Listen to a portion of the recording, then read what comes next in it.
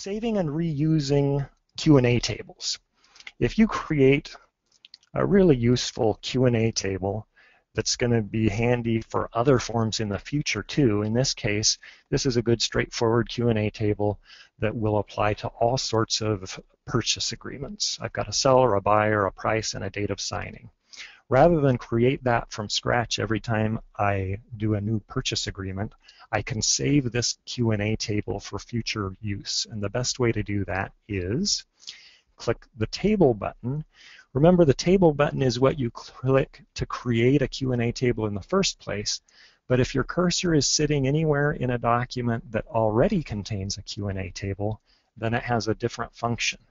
In that case, when I click it, it opens this screen, which allows me to give this particular Q&A table a name. I'll call this my P&S agreement table because it's handy for purchase and sale agreements. And I'll click the Save button to save this Q&A table.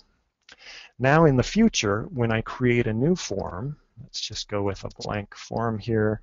This is going to be a purchase and sale agreement. Whoops. And it has some text in it, blah, blah, blah, blah, blah. And I want to add a Q&A table to it. I click the table button. Because I have previously saved Q&A tables, this table button is going to behave a little differently than it used to. Watch when I click it. I now get this box, which lets me choose a Q&A table that I've saved in the past. Or I can go with the blank table just like usual. But in this case, I want to choose my P&S agreement table. Here's a little preview of it. And click OK. And I've got a great head start on creating my form. I can modify any of this. I can remove rows that I don't need. I can add more rows. But it's given me a great starting place.